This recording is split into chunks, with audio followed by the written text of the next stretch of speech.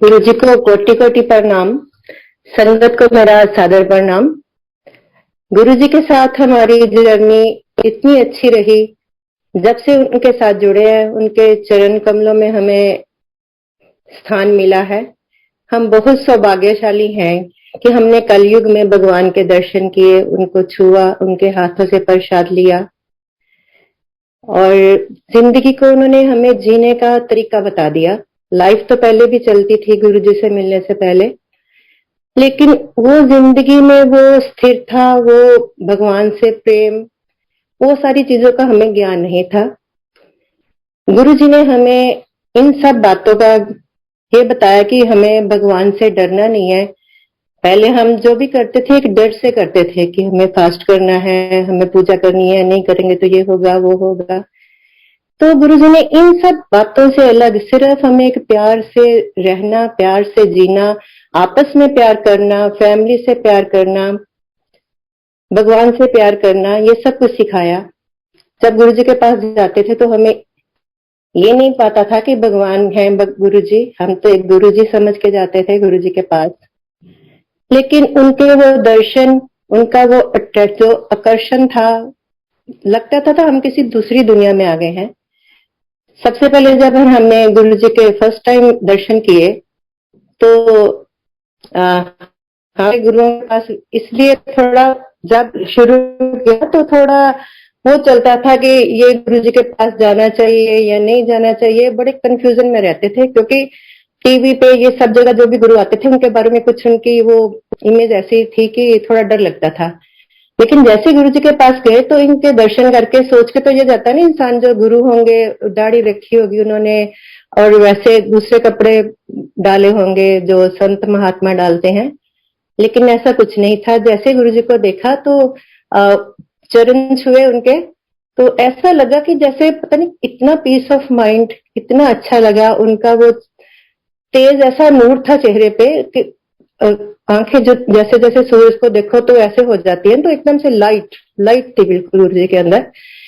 और बच्चे छोटे थे तब, तो बच्चे भी हमें जब ऐसे इशारा किया तो ऐसे ऐसे करने लगे कि कमाल है। मतलब आपस में हम एक दूसरे को इशारा करें तो जैसे हम बैठे तो प्रणाम किया तो गुरुजी ने आगे से हाथ जोड़े। तो ये भी बहुत लगा कि इतने बड़े गुरुजी हैं। अभी हमें इतना नहीं पता था कि ये क्या है गुरुजी क्या नहीं, बस जाते थे, अच्छा बहुत लगा।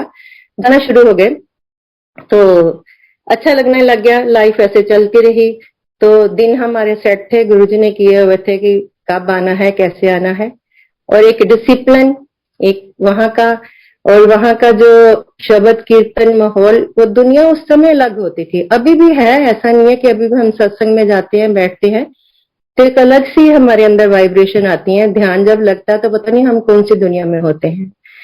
तो ऐसे चलने लग गया। धीरे धीरे हमें पता चला कि ऐसे यहाँ सत्संग जो बड़े मंदिर का पता चला। फिर पता चला कि गुरुजी के वैसे तो सत्संग एम्पायर स्टेट में वैसे होते थे, लेकिन जब बड़े दिन आते थे तो तब अलग सा ही वो माहौल हो जाता था। मंदिर में ओपन सेवा होती थी, हम जाते थे, सेवा करते थे, जो भी सेवा मिल जाए ओपन डेज में तो हमने जाना, सेवा करनी, बहुत आनंद आता था।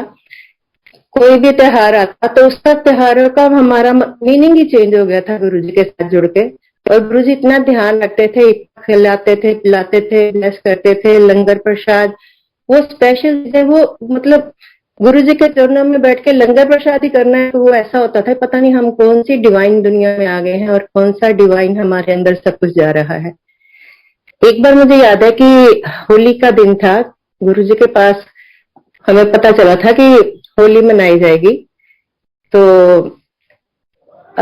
एक उससे एक साल पहले 2005 से पहले क्या हुआ था कि जब मंदिर में शंकर भगवान की प्रतिमा की सेवा हो रही थी तो उसमें से केसर निकला था अपने आप। तो जो आंटी सेवा कर रही थी उन्होंने ये सोचा कि शायद हमसे सेवा ठीक से नहीं हुई, तो लगता कि ये कुछ रह गया है। जब करने लगे तो उसमें सारी खुशबू आ रही थी कि सबने उसके तिलक लगाए, सब किया। तो जैसे शाम को तो गुरु जी कहते क्यों फिर आज ना होली, चल अगले साल तो ना होली मनाया करेंगे। तो दिल में ये था कि अगले साल वो साल ऐसा होगा कि अगले साल होली मनाएंगे, गुरु जी के साथ होली मनाएंगे। तो जैसे पता चला हमें कि मंदिर खुला है होली पे, बड़ा मंदिर, तो हम सब फटाफट वहां पर सारी संगत बड़े मंदिर में इकट्ठी हो गई। तो गुरुजी ने बहुत अच्छा अरेंज करवाया हुआ था। बाहर जो है मंदिर में पहले मत्था टेको, फिर बाहर आके उन्होंने वो जो होली का होता है सारा सामान, गुजिया और नमकीन वगैरह सब, उसका अरेंज था। फिर बाहर से आप रंग खेलो और वहीं से अपनी गाड़ियों में बैठो और अपने अपने घर चले जाओ। तो वैसे ही हम प्रसाद खा रहे थे, चाय प्रसाद, और वो तो एकदम से ना आंटी कह रही वो खुशी का माहौल है आंटी, किसी को कोई भजन आता तो हम भजन गाते हैं कोई भी। तो हम ऐसे मस्ती में, संगत ज्यादा नहीं थी, 10-15 लोग होंगे तब, क्योंकि बार बार सब आ रहे थे मत्था टेक के और प्रसाद लेके जा रहे थे। तो हम ऐसे गाने यहाँ पर भजन वगैरह गाने लग गए, तो साथ में आंटी डांस करने लग गई। तो एकदम से सिंगला अंकल मेरे पास आते हैं, कहते हैं आंटी आज ना यही भजन आप गुरुजी को सुनाना। तो मैं तो डर गई, मैं कहा गुरुजी को कहते कुछ है ना तो मुंह से कुछ निकलता था, तो एक वो गुरुजी से प्यार तो था, लेकिन उनके सामने आवाज नहीं निकलती थी बिल्कुल भी। गुरुजी कुछ कहते थे ना तो ऐसा होता था कि शब्द जो है वो अंदर के अंदर ही रह गए हैं। तो मैं कहा नहीं नहीं अंकल, गुरुजी के सामने गाना, मैं तो गुरुजी को कहते गुरुजी मेरे से ज्यादा वो भी ना करना, कुछ पूछना ही मत, मैं तो इतना डरती हूँ गुरुजी से। तो अंकल कहते नहीं नहीं नहीं आंटी ये बहुत अच्छा भजन है, आज ना गुरुजी को सुनाना। तो मेरे साथ जो आंटी थी वो कहते अंकल हम भी तो साथ हैं, हमें भी बुलाओ सब, हम भी गाएंगे। तो अंकल कहते चलो ठीक है आ जाना। तो उस दिन शाम को हमने फिर गुरुजी के आगे वही भजन सुनाया, एक दिन शिव बोले भंडारी। तो गुरुजी जैसे ही वो हमने वो दिन शुरू किया, तो गुरुजी ऐसे था जैसे ट्रांस में चले गए हों। गुरुजी ने अपना वो जो पल्लू डाला हुआ था व्हाइट कलर का ऊपर, वो ऐसे पकड़ के अपने, उनका ब्लश कर रहा था फेस, इतना हंस हंस के उनका बुरा हाल हो रहा था हमारे वो देख के।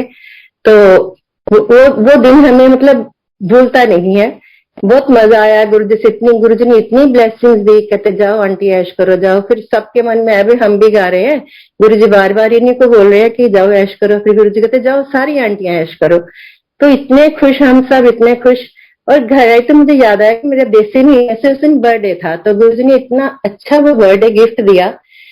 ऐसे ही एक बार लोहड़ी का था, तो हमारे फैमिली में कोई लोहड़ी का फंक्शन था फैमिली में, तो मुझे वहां जाना पड़ा हमें पूरी फैमिली को। तो दिल में यही था कि अगर गुरुजी के पास जाते तो गुरुजी आज अपने हाथों से प्रसाद देते, ये मन में चल रहा था। वहां भी बैठे थे लेकिन पहुंचे हम इम्पायर स्टेट हुए थे। तो ऐसे वापस आए घर, तो सोसाइटी हमारी में भी लोहड़ी सेलिब्रेट कर रहे थे, तो हम वहां बैठ के सबके पास थोड़ी देर के लिए विश करने के लिए। और एक आंटी हमारे सोसाइटी से गुरुजी के पास गए हुए थे, जैसे वो आए तो मुझे कहते हैं आप अपनी झोली करो, गुरुजी ने आपके लिए कुछ भेजा है। तो मैं सोची गुरुजी ने मेरे लिए क्या भेजा है। तो उन्होंने क्या किया, मेरे को एक पैकेट दिया जिसमें वो लोहड़ी का सारा वो होता है सामान, गचक और रेवड़ियां, मूंगफली, उसका पैकेट्स बने हुए थे। कहते सबको एक एक दे रहे थे गुरुजी। मुझे एक देने के बाद कहते मैं जैसे उठी मुझे एक और कहते कि आइए ना उसको दे देना जो आज आई नहीं है और घर बैठी कुड़कुड़ कर रही है।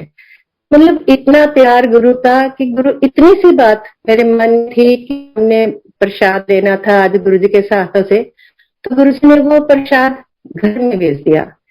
और एक बार मुझे याद है गुरुजी टॉफीज प्रसाद बांट रहे थे, तो मेरे आगे के मेरे अंकल थे, पीछे मैं थी। तो गुरु जैसे एक हाथ से ऐसे ऐसे बांटते जा रहे थे टॉफीज। तो अंकल ने जब टॉफी प्रसाद लिया तो उनके दोनों हाथों में से नीचे गिरी एक दो टॉफीज। तो मुझे लगा कि ये तो मेरे तो हाथ में एक आएगी नहीं, अगर अंकल के हाथ में नहीं आई। तो मैंने फटाफट अपना दुपट्टा आगे कर दिया। तो ऐसे ही मैंने पकड़ के दुपट्टा कस के पकड़ लिया और गाड़ी में बैठ के सीधा घर आ गए। घर आके अपने हमने काउंट की, वो अंकल की पता नहीं 38 थी टॉफीज, मेरी 43 टॉफीज, और गुरुजी ने एक हाथ से वो दी थी। और हम इतने हैरान, गुरुजी ने हमें बताया तो, समझाने की तो कोशिश की कि मैं इस दुनिया का नहीं हूं, लेकिन फिर पर्दा रखा। पता नहीं उन्होंने नहीं महसूस नहीं होने दिया कि मैं किस लोग का हूं और आप कौन हो। हम तो तुच्छ प्राणी, लेकिन हम उनकी महिमा को नहीं जान पाए।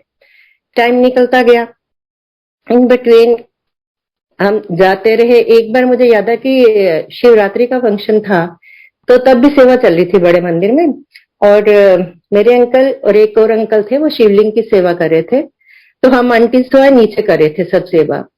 तो लंगर का टाइम जब हुआ तो हम लोग क्या करते थे अपने घर से कुछ कुछ थोड़ा थोड़ा थोड़ा थोड़ा, क्योंकि बड़े मंदिर में तब इतनी वो डेवलपमेंट नहीं थी, उस टाइम पे कोई बाहर से सामान नहीं मिलता था। और जो मंदिर में लंगर प्रसाद बनता था उसको वहां तक जाने की किसी की आज्ञा नहीं होती थी किसी को, कि कोई उस तरफ चला भी जाए, जिस तरफ किचन है उसके आगे से कोई निकल नहीं सकता था। एक अंकल बैठे होते थे, डीजी अंकल, तो वो क्या करते थे, किसी को उधर नहीं आने देते थे, रोक देते थे कि इधर नहीं आना आंटी, आप उस तरफ से जाओ। तो चल रही थी, तो लंगर प्रसाद में हम ऐसे करते थे, कुछ कुछ सब आंटी बना के ले जाते थे, सब्जियां सारी इकट्ठी मिक्स कर देनी, दाल इकट्ठी मिक्स कर देनी, और चपाती प्रसाद या जो भी होता था आपस में मिल बांट के हम लोग खा लेते। और उसमें इतना आनंद आता था, अमृत लगता था भी, जैसे वो घर का खाना नहीं लगता था, वो भी लगता था एक अमृत बन गया मंदिर में आके। तो ऐसे हमने लंगर प्रसाद का टाइम हुआ तो आंटी ने आवाज दी अंकल को कि अंकल आप आ जाओ नीचे, कि लंगर प्रसाद का टाइम हो गया है। तो अंकल सोच रहे थे कि अब फाइनल स्टेज पे हैं, तो थोड़ा खत्म करके एक वो बनी होती है स्पीड, वो टूट जाएगी, तो फिर करने के बाद ही हम जाते हैं नीचे। तो अंकल कहते हैं आंटी हम ना थोड़ी देर ठहर के आएंगे, आप खाओ उतनी देर में। फिर वो आंटी मजाक में कहने लगे, कहते देखो अंकल बाद में बचेगा नहीं लंगर प्रसाद। कहते कोई बात नहीं गुरुजी, हमें भूखा थोड़ी रहने देंगे। तो अंकल अपनी सेवा में लगे रहे, हम लोगों को प्रसाद मिला। जब अंकल जब नीचे आए फ्री होके, तो कहते आंटी प्रसाद, लंगर प्रसाद। आंटी कहते अंकल वो तो खत्म हो गया। और कहते कोई बात नहीं, खत्म हो गया तो। कहते नहीं नहीं आप नहीं करो, मैंने ना बहादुर को भेजा, तब बहादुर अंकल होते थे, कोई लेके आते थे सामान वगैरह, वो ना अभी कोई ब्रेड पकौड़ा कुछ भी मिलेगा ना तो आपके लिए वो ले आएंगे, तो वो प्रसाद। अभी उनकी बात खत्म ही नहीं हुई तो आंटी का फोन बज गया। तो आंटी साथ में कहती हाँ जी गुरुजी। गुरुजी ऐसे पूछने लगे कैसी चल रही है सेवा, क्या हो रहा है। और फिर करते करते कहते लंगर प्रसाद का कैसे करते हो। आंटी कहते गुरुजी बस वो आंटी कुछ ना कुछ बना के ले आते हैं, सब मिल बांट के हम खा लेते हैं। कहते लंगर हो गया। कहते हाँ जी गुरुजी हो गया लंगर। कहते नहीं नहीं वो दो अंकल जो ऊपर से आए हैं उनका भी कहाँ हुआ लंगर प्रसाद। गुरुजी वहां बैठे एम्पायर स्टेट में और सेवा बड़े मंदिर में चल रही है। वो कहते नहीं नहीं गुरुजी ऐसे है कि मैंने बहादुर को भेजा। कहते नहीं बहादुर को छोड़, तो किचन में जा, उन अंकल के लिए दाल जो बनी है उसमें काफी सारा घी डाल के और 8-10 चपातीज लेके वो उनको प्रसाद खिला दो। नहीं तो वो वहां तो जाना लो नहीं है, लेकिन कहा गुरुजी की इतनी कृपा है कि गुरुजी ने वो प्रसाद पहले ही अंकल्स के लिए किचन में से मंगवाया। वो जो प्रसाद मिला फिर सारी संगत फिर टूट गई, तो स्पेशल ब्लेसिंग है, हमें चाहिए, हमें भी दो करके सारा वो भी झट कर दिया। और मतलब ये नहीं कि वो प्रसाद मिला कराया, लेकिन ये बहुत बड़ी बात है कि गुरु महाराज उनको एक एक हमारे काम का एक एक हम जो कर रहे हैं, गुरु महाराज को सबको पता है कि हम क्या कर रहे हैं। तो ये मालिक हमारा इतना छोटी छोटी बातों का ध्यान रखते हैं, हमारा कितना ध्यान करते होंगे हर बात के लिए। तो ऐसे करते करते फिर अचानक गुरु महाराज ने महासमाधि ले ली। महासमाधि से पहले भी गुरुजी ने हमें इंस्ट्रक्शन काफी जो इंडिकेशन तो दिए, लेकिन ये नहीं हमें पता था कि गुरुजी ऐसे महासमाधि ले लेंगे। हमें ये लगता था कि जैसे गुरुजी पंजाब से, हाँ वो बीच में पता नहीं कैसे कट गया, सॉरी वेरी सॉरी संगत जी, मेरा भी वो टूट गया एकदम से रूटीन। तो हाँ गुरुजी ने हमें काफी इंडिकेशन तो दिए कि महासमाधि के टाइम के भी, लेकिन हम लोग समझ नहीं पाए। हमें यही था कि गुरुजी दिल्ली से कहीं और चले जाएंगे, तो यही होता था जितना मैक्सिमम हम इनका वो कर ले। तो दिल में सब एक दूसरे को कहते थे, लेकिन ये नहीं पता था कि गुरुजी महासमाधि लेंगे। वो टाइम संगत के लिए बहुत बहुत क्रिटिकल टाइम था। अब एकदम हम ऐसे हो गए थे कि जैसे अनाथ हो जाता है कोई, समझ नहीं आ रही थी कि जिंदगी का क्या बनेगा, क्योंकि हम तो मालिक के साथ इतना वो हो गए थे, हर पल उनकी तरफ ध्यान रहता था। लेकिन महासमाधि के बाद सारी संगत ऐसी टूटी कि अब हमारा क्या होगा, ये चल रहा था दिमाग में। लेकिन इन सब चीजों से भी गुरुजी ने हमें धीरे धीरे धीरे धीरे बाहर निकाला। उन्होंने हमें हमेशा आपके साथ हूँ। जैसे गुरुजी को मुझे याद है कि जब महासमाधि के बाद बाहर लेके आ रहे थे जो भी रिचुअल्स करने के लिए, तो मैं ये सोच रही थी रोते रोते कि गुरु महाराज अब हमें ये पता है कि आप जा नहीं सकते, आप तो संगत की रक्षा करते हो, हमारे प्राणों की रक्षा करते हो, तो आप कहाँ जा सकते हो इस दुनिया में। तो जैसे मैं ये सोच रही थी तो ऐसे गुरुजी की फ्रेग्रेंस आ रही थी कि वो लग रहा था कि मैं फ्रेग्रेंस को पी रही हूँ। मतलब इतनी फास्ट फ्रेग्रेंस से कभी उसके बाद ना मुझे कभी आई, आती है लेकिन वैसे नहीं आती। वो फ्रेग्रेंस ऐसी थी जैसे गुरुजी हमारे आसपास कहीं पर फिर वही चल रहे हैं, घूम रहे हैं। तो उसके बाद एक बार गुरुजी ने मेरे बेटे को सेमेस्टर खत्म हुआ था, तो एक बच्चा इनका ना चिंतपूर्णी देवी के वहां से आया था, होशियारपुर से। तो वो अपने सेमेस्टर के पास घर गया, तो उसने वहां से देवी के मंदिर गया होगा, चिंतपूर्णी माता के, और वहां से उसने हमें ना फोटो में भेजी बच्चे को, आपस में बच्चे शेयर करते फेसबुक पे। तो उसने क्या देखा, हमने दर्शन किए, मैंने नहीं तो बेटे ने देखा कि उस मंदिर के साथ ही एक मंदिर बना हुआ है, देवी की जो पिंडीज बनी हुई है वो मार्बल की, वो बहुत छोटी छोटी है, और गुरुजी पूरी जैसे वो घुटने टेक के, वो नमाज की मुद्रा होती है ना, ऐसे घुटने सीधे बैठे हुए हैं, और बहुत ह्यूज फोटो है वो पूरे मंदिर में समाई हुई है। तो बेटा बड़ा हैरान हो गया कि गुरुजी का तो एक बड़ा मंदिर ही है। तो ये मुझे कह रहा, मामा आप कभी चिंतपूर्णी माता के मंदिर गए हो? मैं कहा हाँ बेटा मैं गई हूँ। कहते एक बार देखो वहां गुरुजी का मंदिर बन गया। मैं कहा नहीं, गुरुजी का मंदिर तो नहीं है। संगत जी सच मानो, जैसे मैंने दर्शन किए मैं तो वाह भाई, ये तो गुरुजी यहाँ कैसे। वो दर्शन ये थे कि मैं हर जगह हूँ, मैं कहाँ नहीं गया, मैं तो कन कन में हूँ दुनिया के। तो वो फोटो हमारी ना वो बच्चे के कंप्यूटर में रह गई थी। अभी हमारे घर में कोई आया था तो हमारी बात चल रही थी, तो मैंने उनको बताया कि ऐसे ऐसे गुरुजी ने दर्शन दिए थे हमें। तो वो कहते हमें फोटो दिखाओ, तो फोटो बच्चे के कंप्यूटर में थी, और बच्चा हमारा बाहर चला गया गुरुजी की कृपा से। तो मैंने उसके बच्चे को कहा, मैं कहा बेटी आप कंप्यूटर ऑन करके देखो, हमें तो याद भी नहीं है किस फोल्डर में है कैसे नहीं है, आप खुद ही निकाल के देख लो।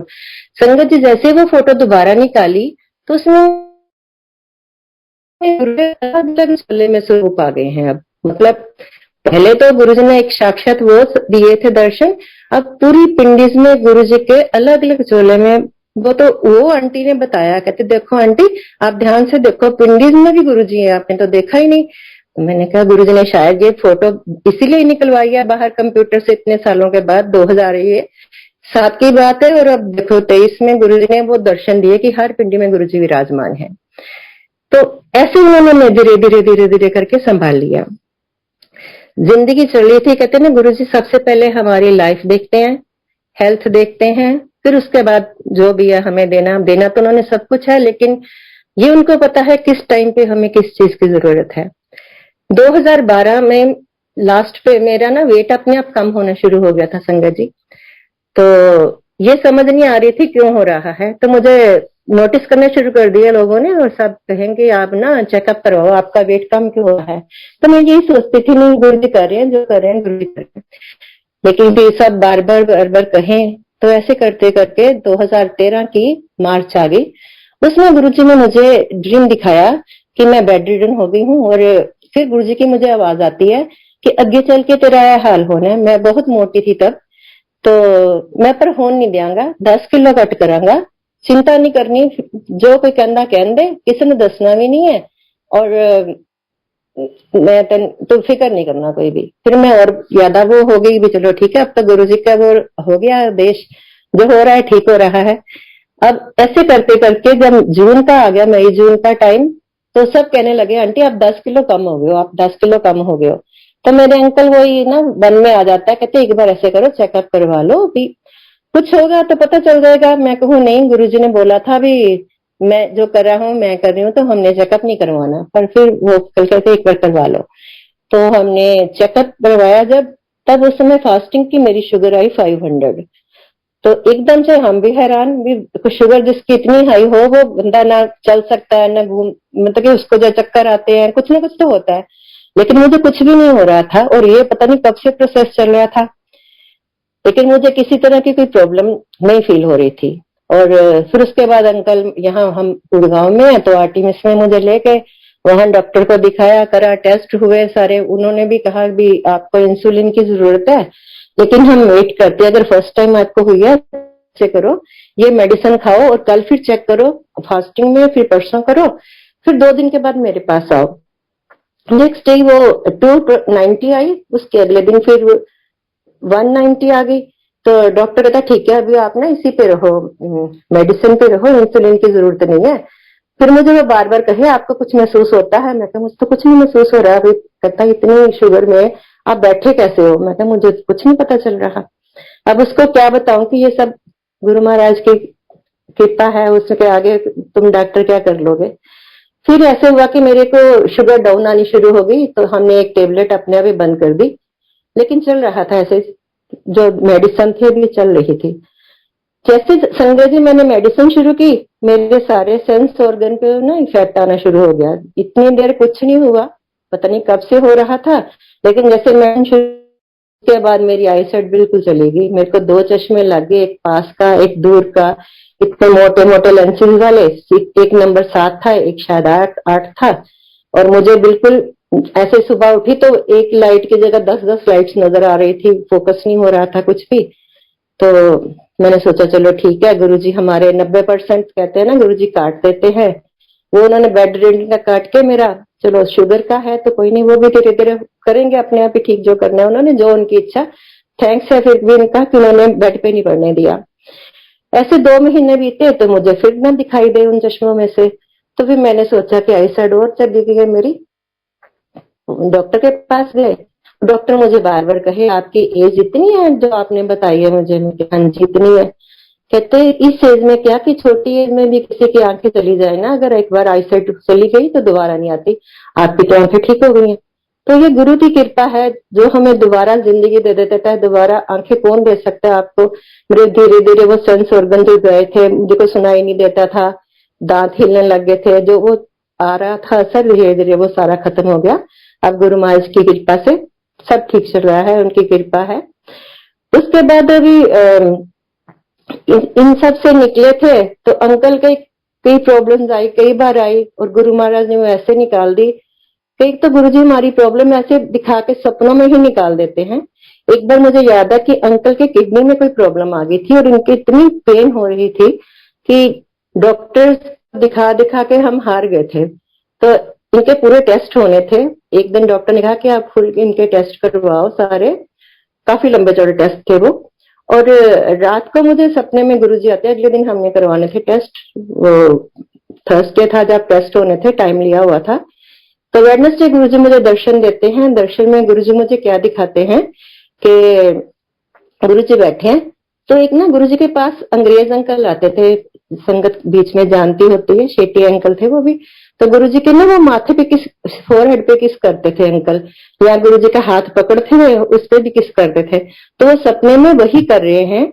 तो उसके पास में ये जो खुशबू आंटी है हमारी, इनकी तब नई शादी हुई थी गौरव भैया की और खुशबू की, तो वो पास में खड़ी है। तो गुरुजी के पास ना कार्ड पड़े हैं, तो 2 कार्ड वो उसमें से गुरुजी उससे मांगते हैं, खुशबू से।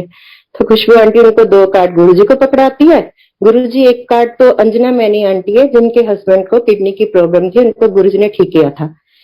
एक कार्ड गुरुजी उसको देते हैं, दूसरा जो कार्ड मुझे पकड़ाते हैं, गुरुजी उस पे काट देते हैं कुछ लाइनें। अब वो क्या काटा मुझे नहीं पता, काट के कुछ रीराइट करते हैं उस पे, और उसके बाद ये मुझे कार्ड पकड़ाते हैं मुझे और कहते 20 तारीख। अब 20 तारीख पता नहीं क्या बोले मुझे, और कुछ याद नहीं। सुबह में उठी तो मैं अंकल से कह रही, मैं क्या आपकी ना सारी रिपोर्ट्स ठीक आनी है, गुरुजी ने वो काट दिया जो भी था। अब नया उन्होंने जो लिखा वो बहुत अच्छा लिखा होगा उन्होंने, पर हमें ना एक 20 तारीख याद रखनी है, मुझे वही याद है। जहां वो 20 तारीख को हमें भेजेंगे सत्संग पे या कहीं, या फिर मंदिर जाएंगे, 20 तारीख याद रखेंगे हम। तो ठीक है, उसी थोड़े दिन, एक आध दिन के बाद ही हमें 20 तारीख का एक सन सिटी में सत्संग था गुरु महाराज का, तो वहां पर गुरुजी ने हमें भेजा। तो मैं अंकल को कह रही हमें जाना जरूर है।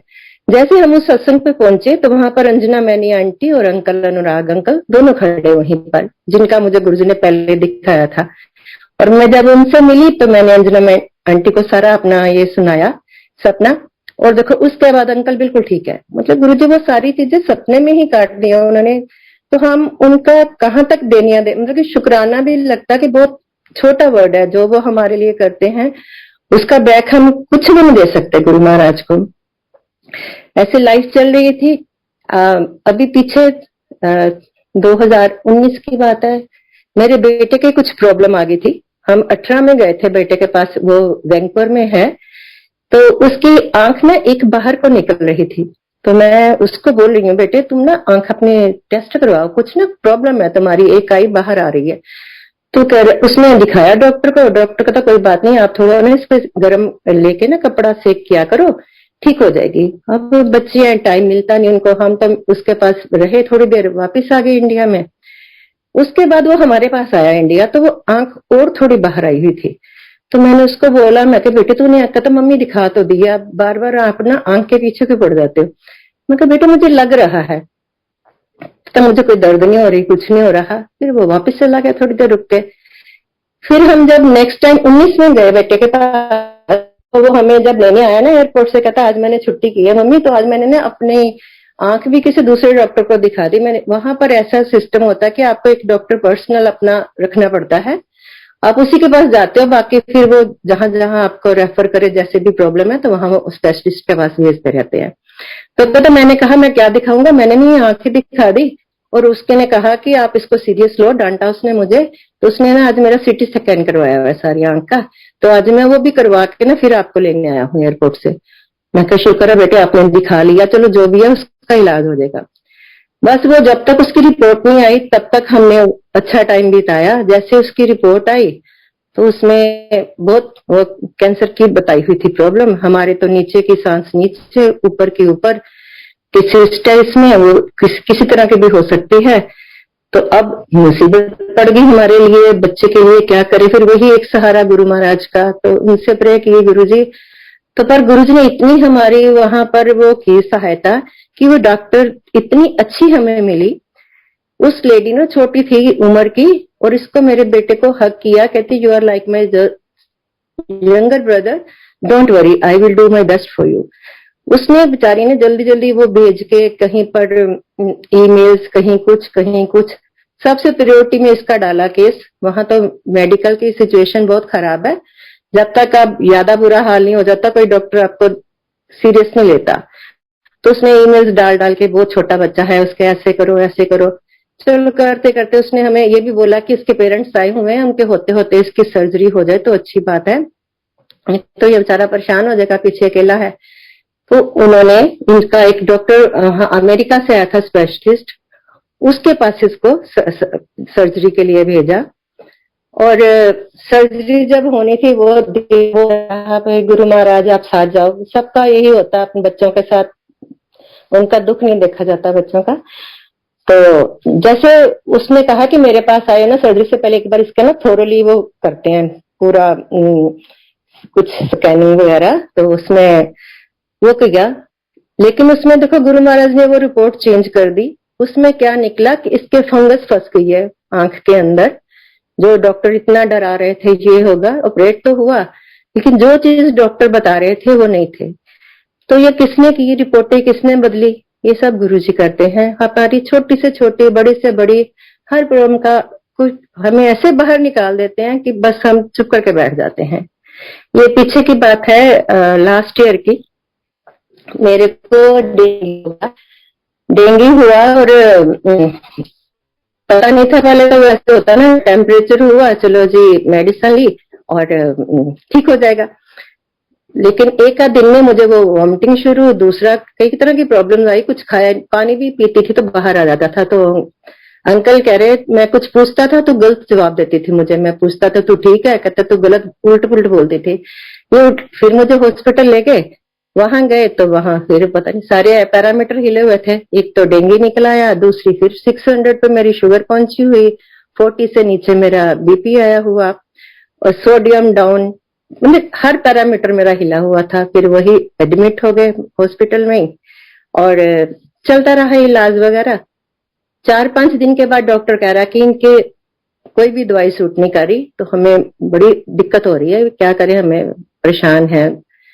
तो उस मुझे याद आता, अब ये 24 सितंबर की बात है, जब डॉक्टर 23 को बोल के गया कि दवाई इनको सूट नहीं करी। 24 सितंबर को मेरा ना कैलिफोर्निया में जूम पे गुरु महाराज की कृपा से मुझे सत्संग करना था। तो अंकल मुझे कह रहे तू आप ना ऐसे करो, आंटी को मैसेज भेज दो कि मैं नहीं कर पाऊंगी सत्संग, मैं तो हॉस्पिटल में हूँ। मैंने कहा नहीं नहीं, सत्संग करना पता नहीं गुरु जी ने हमारा कब कैसे कल्याण करना है, मेरे से जितना किया जाएगा मैं करूंगी, बाकी गुरु महाराज संभालेंगे। तो मैंने हॉस्पिटल से सत्संग किया। जैसे मैंने सत्संग किया उसके बाद मुझे दवाइयां सारी सूट करनी शुरू हो गई। टाइम लगा, लेकिन मैं बिल्कुल ठीक हो गए और हम गुरु महाराज की कृपा से घर आई। कहीं तो डॉक्टर्स ने बिल्कुल जवाब दे दिया था। और फिर मुझे गुरुजी ने दिखाया घर आने के बाद कि गुरु, मैं लेटी हुई हूँ तो गुरुजी मुझे कहते हैं आवाज देके, उठ चल मेरे साथ चल। तो मैं गुरुजी की ऐसे बाजू पकड़ के उनके साथ निकल जाती हूँ बाहर। तो जैसे हम अपने घर से निकल के लिफ्ट तक आते हैं तो मैं कहती हूँ मैं जरा ना इसको प्रेस कर देती हूँ अपना लिफ्ट का बटन। गुरुजी ड्यू टू रिस्पेक्ट, मतलब गुरुजी क्यों करे। तो मैं जैसे ऐसे देखती हूँ तो गुरुजी है नहीं, बटन करके प्रेस। तो मैं आती हूँ तो गुरुजी हमारे घर और साथ वाले के घर के बीच में खड़े हैं और दोनों घरों में संगत भरी हुई है, बहुत संगत है। और गुरुजी उनको कुछ कह रहे हैं जो मैं नहीं सुन पाई, क्योंकि मुझे था कि गुरुजी कहेंगे मेरी बातें सुन रही है। तो वो गुरुजी मुझे छोड़ के चले गए। तो गुरुजी ने ये भी दिखा दिया कि जो हमारी लाइफ है वो उनके हाथ में है, कहाँ हमने रहना है, कहाँ हमने जाना है, ये सब गुरुजी के हाथ में है।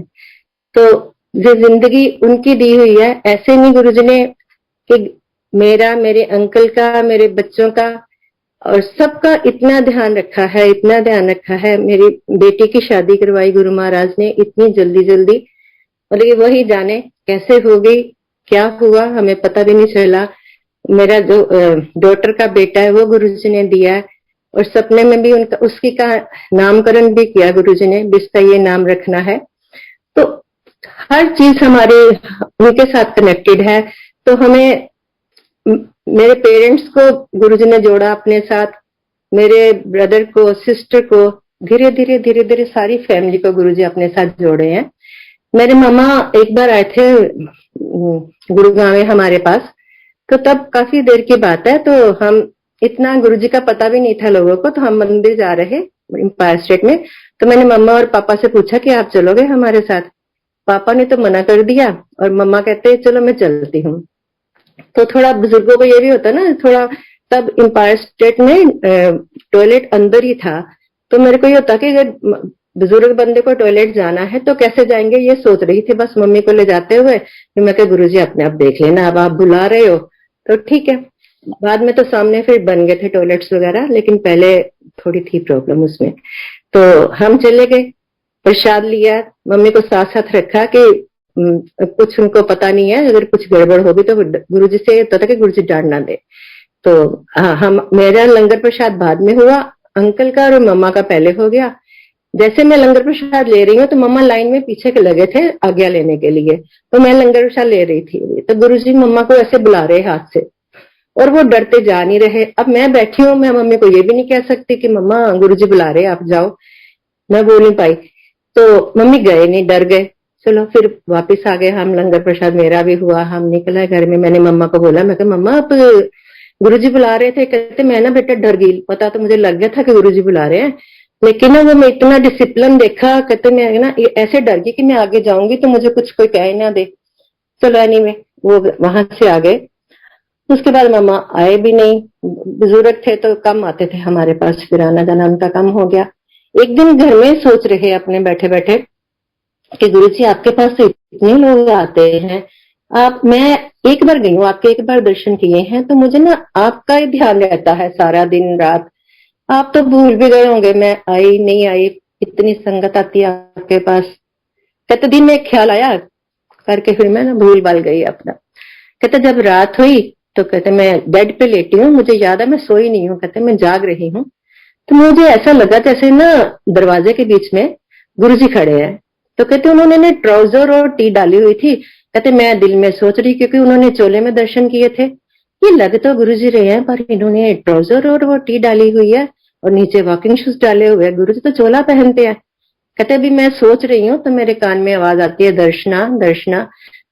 कहते मम्मी, मम्मी का नाम सुदर्शन है लेकिन दर्शना उसको सिर्फ मम्मी के पापा ही कहते थे। कहते मैं कहा वो तो मेरे बहू जी कहते थे, ये मुझे दर्शना गुरुजी बोल रहे हैं।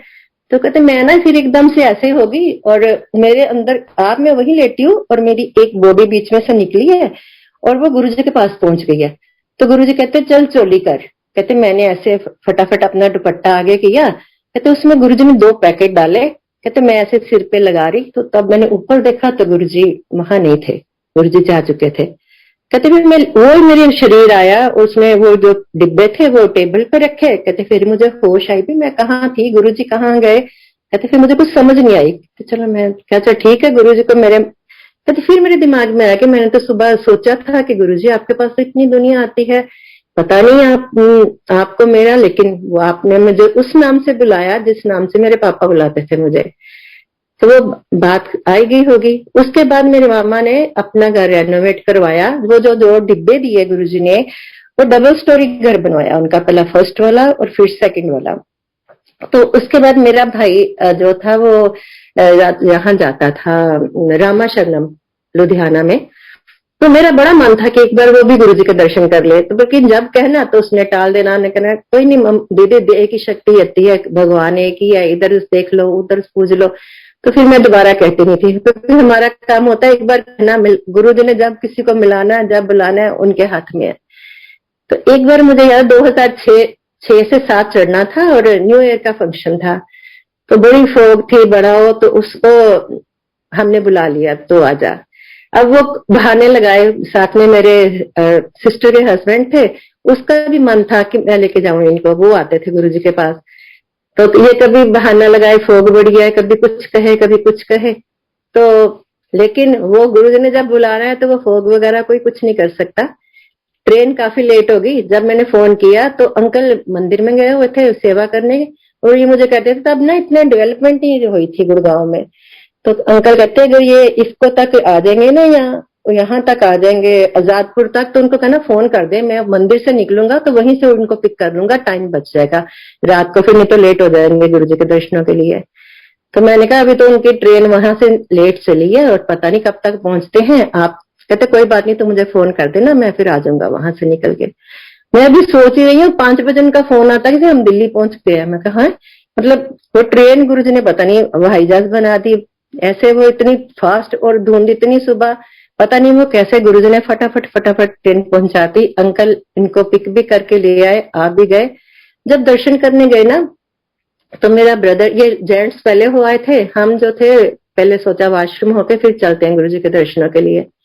जब हम आए तो मेरा ब्रदर फिर खड़ा, मैं कहा तू दर्शन कर आया? कहता हाँ कर तो आया, लेकिन मेरा ना मन नहीं भरा, मैंने एक बार फिर जाना है। मैं कहा देख बेटा, यहाँ ना बड़े मन जो फंक्शंस में ना बार बार दर्शन नहीं करने देते गुरुजी, एक बार हो गए, बड़ी बहुत बड़ी बात है। कहता नहीं मैं तो जाऊंगा, कोई बात नहीं। तो मैं कहा ठीक है चल, पर डांट पड़गी तो फिर मुझे मत कहना। मेरे को था कि पहली बार आया है, अगर किसी ने डांट दिया फिर हो जाता कि फर्स्ट टाइम जो है वो नहीं समझता कि गुरुजी की डांट भी हमारे लिए वो भी एक दवाई है, अमृत है। तो ये बच्चा हमारे साथ चल पड़ा। तो आगे आगे वो था, पीछे पीछे मेरी सिस्टर थी, उसके पीछे मैं थी, तो भाभी मेरी मेरे भी पीछे थी। तो भाई मेरा जब गया, मैं एकदम हैरान, वो तो गुरुजी के सिंहासन के बिल्कुल पास बैठा, गुरुजी से बात कर रहा। मैं कहा बड़े मन फंक्शन में तो गुरुजी ऐसे दूर से सबको पीछे ऐसे ऐसे करते रहते हैं, तो ये गुरुजी से बात कर रहा था। मैंने कहा पता नहीं, फिर वो वहां से निकला और वो म्यूजिक रूम की तरफ से बाहर को जा रहा था, तो वहां खड़ा होकर रोने लग गया। मैं क्या इसको डांट पड़ गई गुरुजी से लगता है। मेरी सिस्टर गई पीछे पीछे, वो उसने देखा भाई रो रहा है, वो भी रोने लगी। अब मैंने देखा ये दोनों रो रहे हैं, मुझे पता नहीं था क्यों रो रहे हैं, मेरा भी मन भरा है, अभी पहली बार आया है, अब पता नहीं क्यों रो रहा है क्या। मैंने कहा भाई रो क्यों रहा है? कहता गुरुजी ने मुझे ब्लेस किया। कहता मैंने कहा गुरुजी हमारा घर बना है, मम्मी ने ना आपको थैंक्स भेजा है। गुरु कहते मैंने पता है, मैं इतने बनवाया, जा ऐश कर। तो कहता जब उन्होंने इतना कहा ना, तो कहते मेरी आंखों में आंसू आ गए। गुरुजी को कितना पता है, कितना ध्यान रखते हैं हर चीज का। फिर उसके बाद देखो गुरुजी ने महासमाधि लेनी, लेकिन जब गुरुजी ने दर्शन देने हैं तो उन्होंने हर हाल में देने हैं, जिसको बुलाना जिसको जोड़ना। हम ये कहते हैं बहुत लक्की हैं कि हमें कलयुग में भगवान खुद मिले, खुद हमने उनको महसूस किया। हमारे से ज्यादा लकी कोई नहीं है। देखो जीवन है तो सुख दुख आते रहते हैं, और हम गुरु महाराज को जो वो हमारे लिए करते हैं उसके बदले में कुछ नहीं दे सकते, सिर्फ उनका गुणगान है।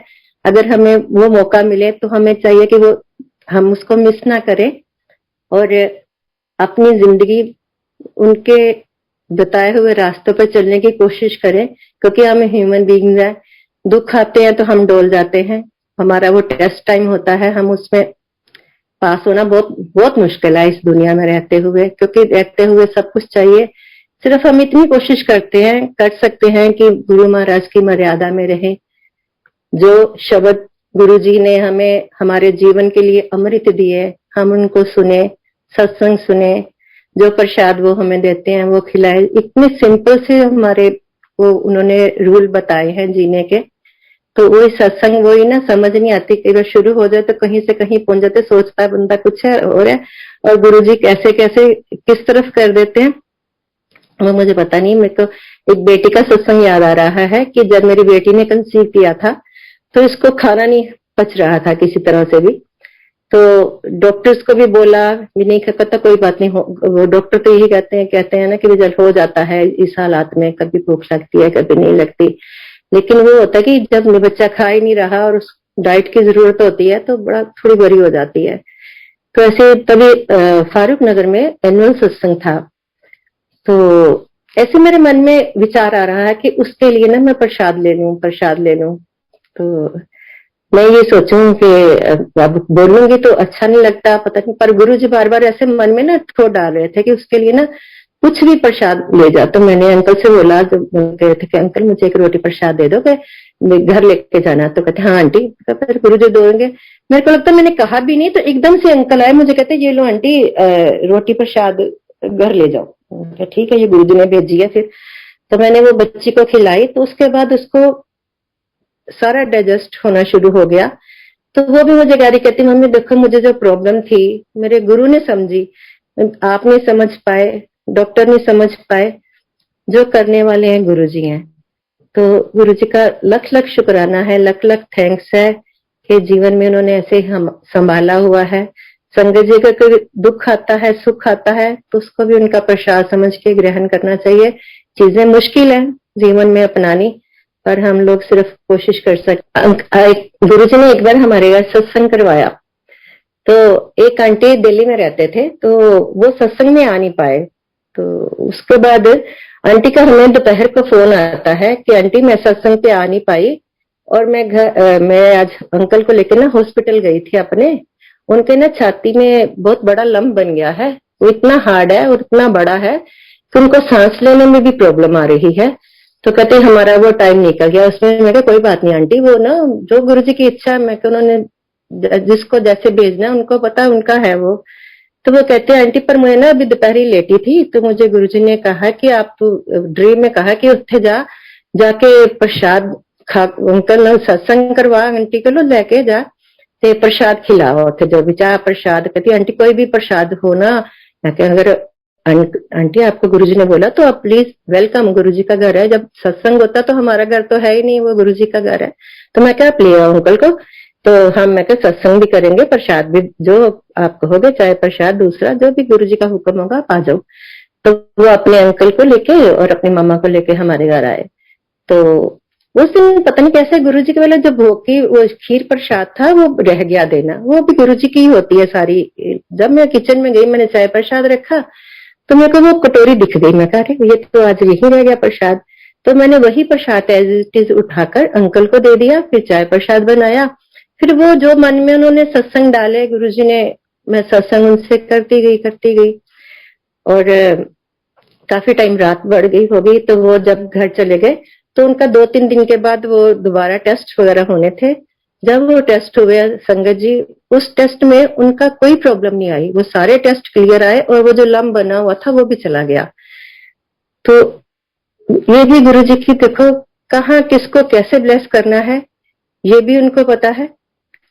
हम तो वही ना अपना कहते मन स्थिर रखें, गुरु जी के चरणों में लगाएं, वो जो हमारे से करवाते हैं जहां हमें भेजते हैं वो सब उनके हाथ में है, उन पे छोड़ दें, अपना दिमाग ना लगाएं तो हमारे लिए बहुत ये अच्छा होगा। तो मैं इसी के साथ ही विराम देती हूँ अपने सत्संग को। जय गुरु महाराज, जय गुरु।